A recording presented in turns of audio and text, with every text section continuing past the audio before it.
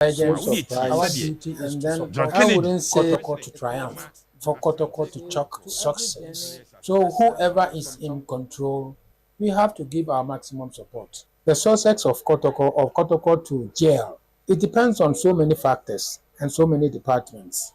We have the playing body, we have the technical team, we have the management, and then the board supporters, and then the legends.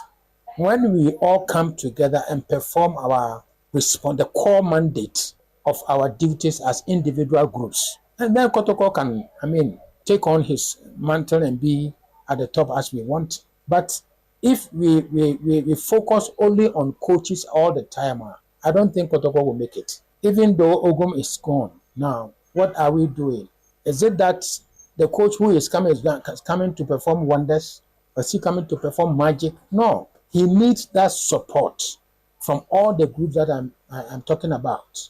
So I think Kotoko, the family should sit up and then wise up and then see that we have to all come together rather than maybe putting the blame on the coaches alone and then after his exit, we lambast him. No. Ogum, I think, has done enough for Kotoko. He came the first year, I think he won the cup for Kotoko. And then for some misunderstanding, he was relieved of his post. He went back and then came again. When he came, things are not going as he himself wanted.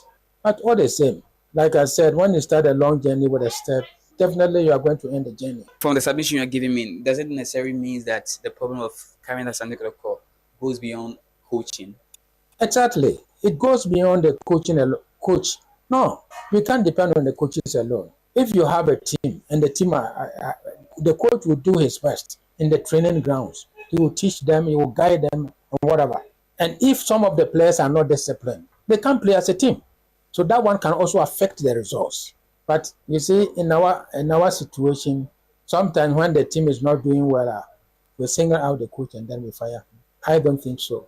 So if we are supporters, the supporters must put in their best. If we as legends, we have the technical know-how, what are we doing to improve the standard of Kotoko? We have to do it. If you have management, the management have to ensure that all the necessary support that they have to give to, the players, the technical and whatever, they have to do it.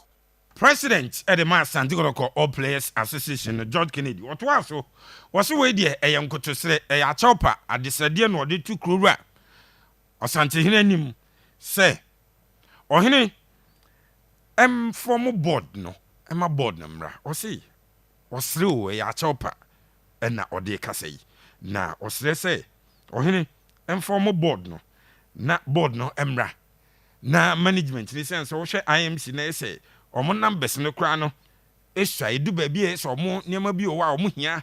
I'm a nipper p crammer, but Udichi said the Kennedy, and Cassa etch with the at this dear, and what they took crew ready.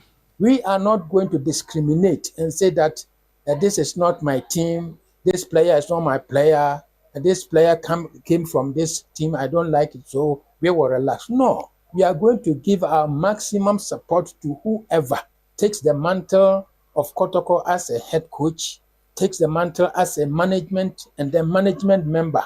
I will wish, as from this time and this era, with all respect to Ahimfie, they put in the board, so that the board will bring the management, institute the management, and then maybe we can start from there. Because with this, like I said, Kotoko can only jail when these departments are together and they are performing well. For some time now, we are not seeing the management, it's still the IMC. So I will plead that the board is being instituted and then the management also be in place so that we can move forward as a team. For me, talking about the management and the board, it's a requirement. It's a requirement of the GFA that to every season you have to register your players, you have to register your technical team, you have to register your management and then register your board. So if you have no board in place, then it seems there's something lacking. And then we talk about maybe coming together and then jojo together to see the best for Kotoko. We say something in our country, Namdodo and saying Quine. So when the board comes in now, everybody is coming with an idea, with a suggestion that let's do this, let's do that. Then somebody will also say that let's do the other one, let's do this one, let's do this. So that we come together, we think together, and then we perform together as a team. You can't single out the technical team, the playing body, and then a few people to manage Kotoko. That is not the case. Alongside is a requirement that there should be that set in place. So I am appealing to the authorities behind that Kotoko can put all these things in place for Kotoko to move on. Wey Asante Kotoko All Players Association President Mr. George Kennedy Pepe Suarez.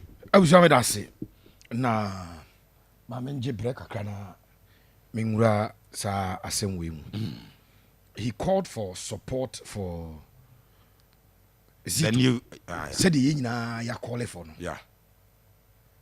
Let me reiterate that Coach Karim Zito any magic.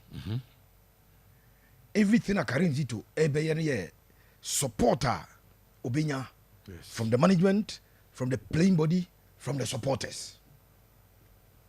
Emu ba ko pa ne omo kasa bebre so omo jai e na omo demoralize players no. Sa kasa na ekoso no. Me gidi se be den dia ma enipa ne bi omo ben management omo yakotoko supporters impanyi for to get closer to the playing body. In some way free omo no about players no be den pa me a player one way I measure to going forward. Getting closer to you be difficult dia mame.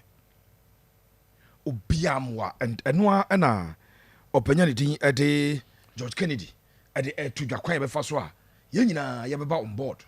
And this word that we use ye nyina no nyame Pepe Suarez. Yes. Eye Kotoko all stakeholders beba on board support bia omode aba na team no atimi improve. Yeah. Na no kwase we say Kotoko old players you know mo omo advice na de ma ogumpa minim pa se no mo edi nkomo pa. Minim say no mo enya akwanya share players ni etu omo fo ni omo di nkomo. Minim say interaction bebre cost between supporters and old players no. Ni nyina no geared towards getting the best for the club Asante Kotoko. Yeah. Enti wamo enkoso say de no mo ye no be double up. Bibia no mo ye bia no. Esan say edu brebi the last 2 weeks omo pe no anya ni so omo double up. Okay. I didn't go 1 week because I cry game na Wednesday na 1 week be Kotoko every suro in I think 4 days or 5 days. They lost to Accra Lions on Wednesday, Thursday, Friday, Saturday, Sunday. 4 days now. And they Kotoko ever da baby omodano. So it's 4 days. And I don't want to be one of the people who feels that Kotoko in a disastrous position. Kotoko at the ICU. Also be the ICU. Intensive care unit. Just baby I do no. Doctor Fono the omunim die nyina dey baby adu machines. To kwa yemfidie na sustain as a life support. And now oxygen nam ha. Kotoko were not in that situation. Yeah. But Kotoko had lost grip of the Premier League. Yes. And so everybody must come on board. And my analysis shows 2 games now. First and second ekobon. And you're likely so many never pick your 1 points. But unfortunately, even if Kotoko pick the 3 points, I'm going to be Masama that's Ruby because I'm no Macano. A point is nobody able to weigh 6, weigh 4. But a very good for Kotoko say, obviously, Diana Stars. Now, Omasa tries it on the picky beam. I agree with George Kennedy say, Ubia and Fanessa and Meshe Janimbi. Yes. No, me use word be my papa be friends and you can invited now when them come out now we are in who said the city. Obina come out here. Well, nah, the second leg of now 7 year board and all of that. Yes. Or say requirement. And you know, Crane, can see any requirement. But how Kotoko has survived 2 years without a board at GF in your movie? Meaning, what provision if Kotoko are breaching any? Meaning, if Kotoko are breaching any, because I know, say, a requirement say you need a board near the Aqua GF, not GF, National Club, no. 80 clubs in the baby who come out to food near Kazak, so, or Munjada. And I Kotoko board no more be name ye known to the public. Maybe, just maybe. And I do not know. The minimum say the last board and I chaired by Dr. Chi. Dr. Kwamche. That board was dissolved. Yeah. Then Nana Penkra came in as the interim management committee chairman. Yes. And just maybe Kotoko as a club has satisfied that provision with the FA. Just maybe. Me nimtina me to win kansi sosano. But they be Asante Kotoko must satisfy that provision with the Ghana Football Association.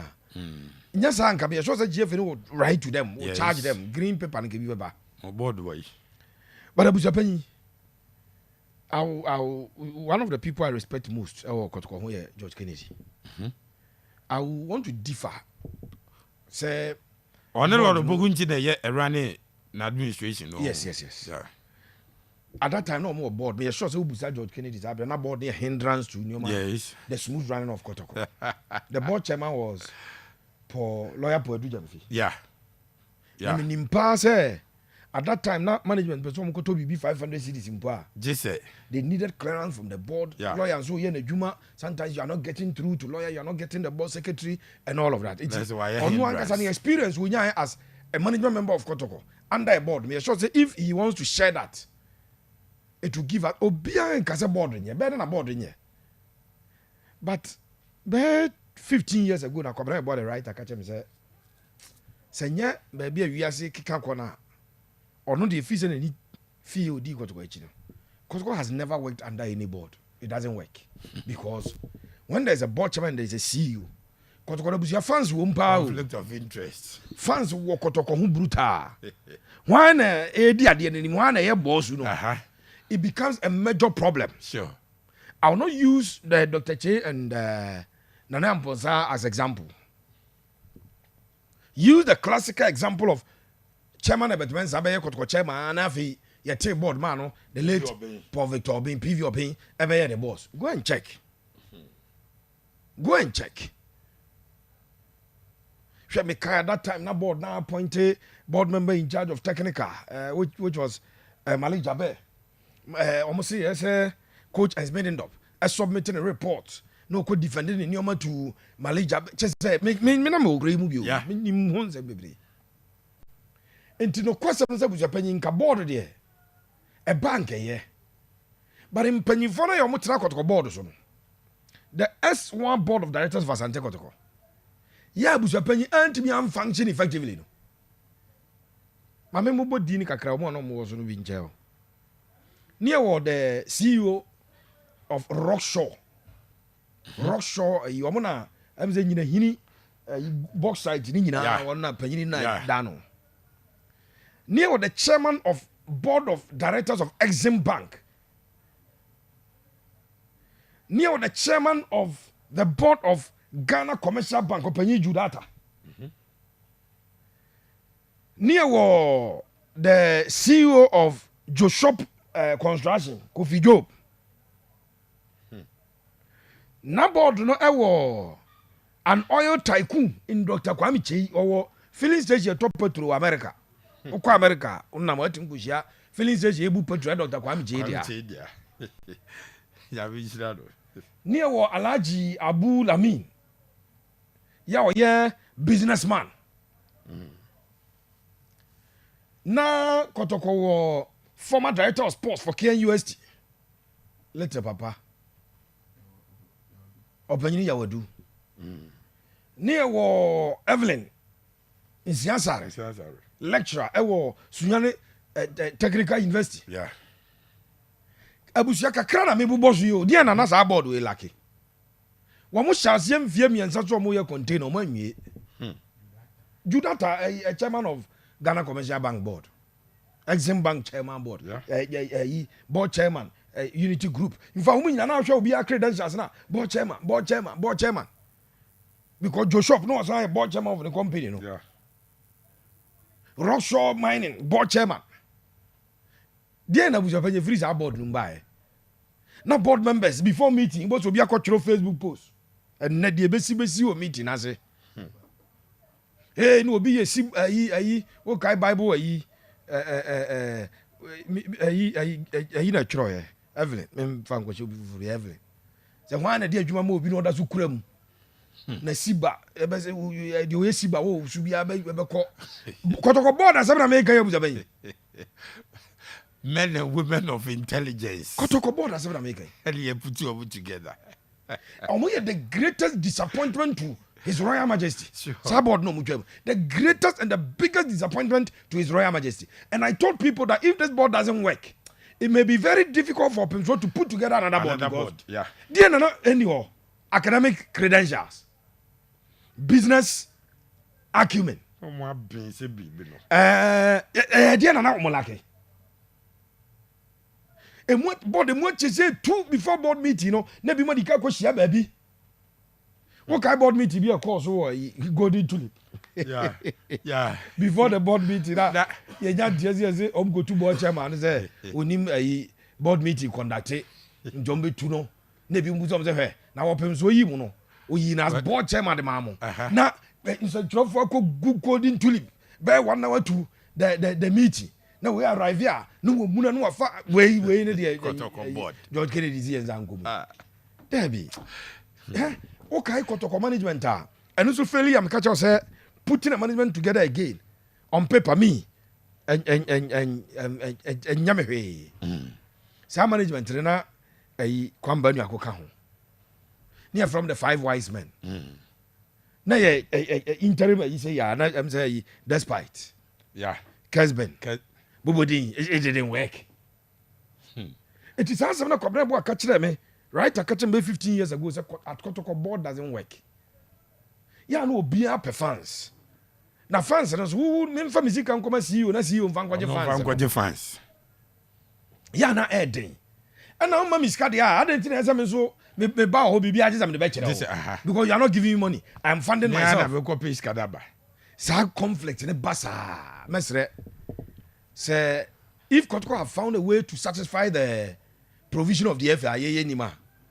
Media was you let it stay like this. Tell us. Today, the owner of the club, His Royal Majesty, is funding his club. Yes. What you call you actually there be nyenjina da ko jashi you cause. What is so be say Misika we na me jin will be what be. In fact, what is that called the players ka? The SWA board of management today, normally could place 5 months according to Open Zwazma or Kachre. 5 months. Wow. And now could play a bien when the sick come. For me, if this system can run like this, I will support it because me no problem a woman. It makes George Kennedy. Me say George Kennedy can share with us the frustrations he and Opokunti went through under the board of lawyer Paul Dujem. If he tells us those things, say provision, you need so much satisfy and so much satisfy. And only the only thing I hear about the and based on such GFA no Kotoko and cash in the last 2 years, I want to assume safely that they have satisfied the provision. Yes, just maybe the public need him. And Omujani say I never ran able because sa friction ayana Kotoko board the woman Kotoko board members nangazao. And sana between the board and the management so the aba. Abranche bi board now refi Kofi Aban. Dr. Kofi Aban on na touch Facebook Yes. On na talk am you the Asante Kotoko. Fabu Team no. Friso. Dr. Kofi Aban. Yeah. Dr. Kofi Aban na to car Range Rover see so say bukomba nkune ayite power se ngba. Maybe otobi ma Shatawale mu. Yeah. Me tesi ase papa no to okoye Kotoko radio ni Kotoko TV onu ana yi na obi board no so o party so always catch me na we abuja. Me not sure say we want to travel that journey again. Yes. Where it becomes a matter of personality clash. It becomes a matter of one wusika. Asante Kotoko board no. Sabe kaya. Omo kwa da koja omo kwa da koja che omo firi no mbese kwa brankese ene ekoto stadium ene yesei ene omo yesei o tin waze mbe. Dr. Che nkwan to stadium fa ni din to so. Yes.